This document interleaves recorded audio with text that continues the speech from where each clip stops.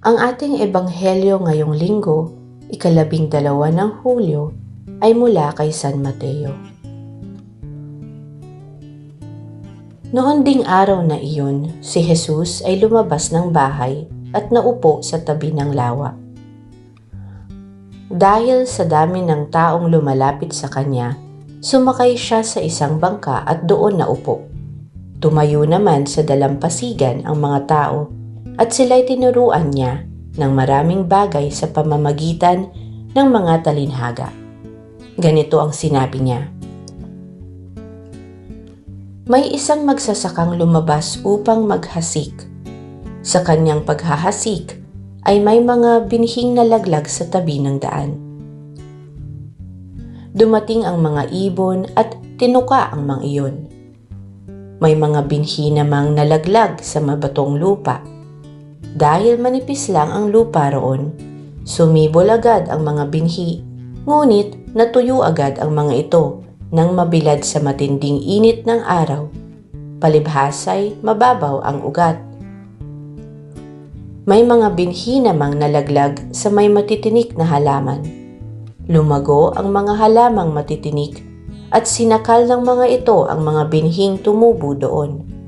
Ngunit, ang mga binhing nahasik sa matabang lupa ay namunga. May tig-100, may tig-60, at may tig-30. Makinig ang may pandinig. Lumapit ang mga alagad at tinanong si Jesus, "Bakit po kayo gumagamit ng talinhaga sa kanila?" Sumagot siya, "Ipinagkaloob sa inyo ang karapatang maunawaan ang hiwaga tungkol sa kaharian ng langit. Ngunit hindi ito pinagkaloob sa kanila, sapagkat ang mayroon ay bibigyan pa at lalong magkakaroon. Ngunit ang wala, kahit ang kakaunting nasa kanya ay kukunin pa. Nagsasalita ako sa kanila sa pamamagitan ng talinhaga, sapagkat tumitingin sila ngunit hindi nakakakita, at nakikinig ngunit hindi naman nakakarinig ni nakakaunawa man." Natutupad nga sa kanila ang propesiya ni Isaias na nagsasabi, "Makinig man kayo ng makinig, hindi kayo makakaunawa kailanman. Tumingin man kayo ng tumingin, hindi kayo makakakita kailanman. Sapagkat naging mapurol na ang isip ng mga taong ito, mahirap makarinig ang kanilang mga tenga at ipinikit nila ang kanilang mga mata. Kung hindi gayon, sana'y nakakita ang kanilang mga mata, nakarinig ang kanilang mga tenga, nakaunawa ang kanilang mga isip, at nagbalik loob sila sa akin, at pinagaling ko sila. Subalit pinagpala kayo sapagkat nakakakita ang inyong mga mata at nakakarinig ang inyong mga tenga. Tandaan ninyo, maraming propeta at matutuwid na tao ang naghangad na makita ang inyong nasasaksihan at marinig ang inyong napapakinggan. Subalit, hindi nila ito nakita ni narinig. Makinig kayo at unawain ang kahulugan ng talinhaga tungkol sa manghahasik. Kapag ang isang tao ay nakikinig ng mensahe tungkol sa paghahari ng Diyos, ngunit hindi naman niya iyon inuunawa, siya ay katulad ng binhing nalaglag sa daan. Dumarating ang masama at agad inaalis sa kanyang isip ang mensaheng kanyang napakinggan. Ang katulad naman ng binhing nalaglag sa mabatong lupa ay ang taong nakikinig ng mensahe na kaagad at masayang tumatanggap nito, ngunit hindi tumitimo ang mensahe sa kanyang puso. Sandali lamang itong nananatili at pagdating ng mga kapighatian at pagsubok dahil sa mensahe, agad siyang tumatalikod sa kanyang pananampalataya. Ang binhi namang nahulog sa may matitinik na halaman ay ang mga taong nakikinig ng mensahe, ngunit dahil sa pagkabalisa sa maraming mga bagay at pagkahumaling sa kayamanan, Nawawalan ng puwang sa kanilang puso ang mensahe at hindi ito nagkakaroon ng bunga. At ang katulad naman ng binhing nahasik sa matabang lupa ay ang mga taong dumirinig at umuunawang mabuti sa mensahe. Kaya't ito ay namumunga ng sagana. May tig-iisang daan, may tig-60 at may tig-30. Ang mabuting balita ng Panginoon.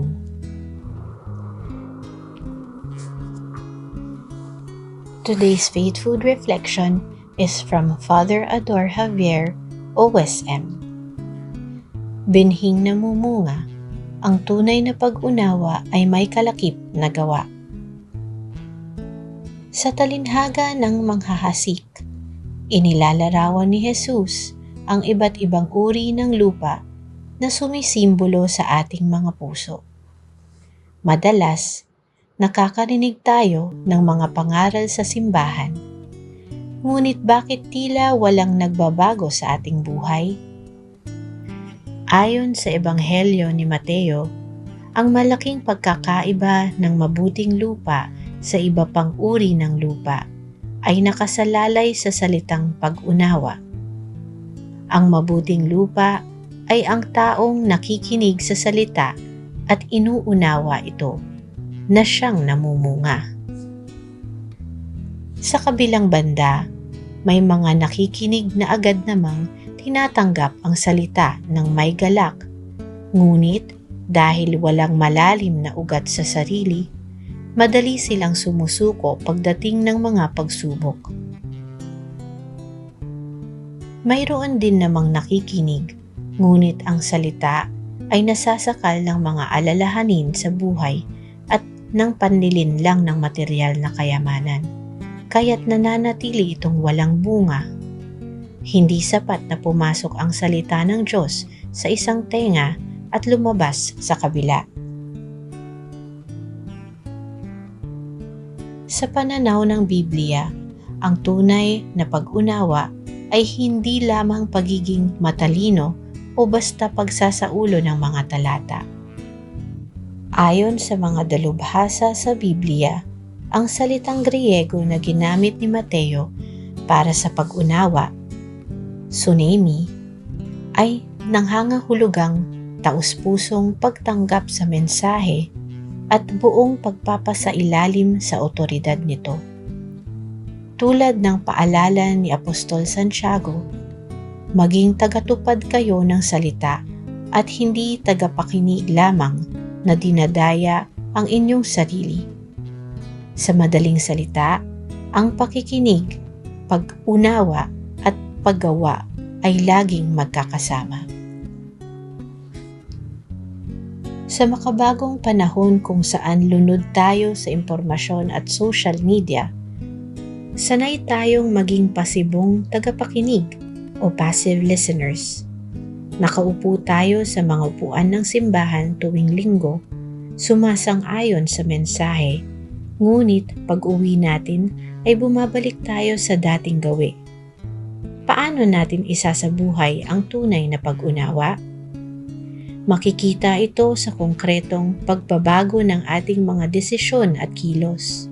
Kapag inunawa natin ng malalim ang salita ng Diyos, mag-iiba ang pakikitungo natin sa ating asawa at mga anak. Magiging mas tapat tayo sa ating trabaho. Matututo tayong magpatawad sa mga taong nakasakit sa atin. At gagamitin natin ang ating pera hindi lamang para sa pansariling luho, kundi para sa pagtulong ng kapwa. Huwag nating hayaang maging kasing tigas ng sementadong kalsada ang ating mga puso na madaling manakawan ng binhi. Sa halip, ugaliin nating bulay-bulayin ang salita at tanungin ang sarili araw-araw. Ano ang konkretong ipinapagawa sa akin ng Panginoon ngayon? Manalangin tayo. Panginoon, buksan mo po ang aming mga tenga at palambutin ang aming mga puso upang ang iyong salita ay hindi lamang naming marinig, kundi tunay na maunawaan at isabuhay ng mamunga ito ng saganang kabutihan sa aming araw-araw na gawain. Amen. Sa ngalan ng Ama at ng Anak at ng Espiritu Santo. Amen. Take out for the week. Ugaliin nating bulay-bulayin ang salita at tanungin ang sarili araw-araw. Ano ang konkretong ipinapagawa sa akin ng Panginoon ngayon?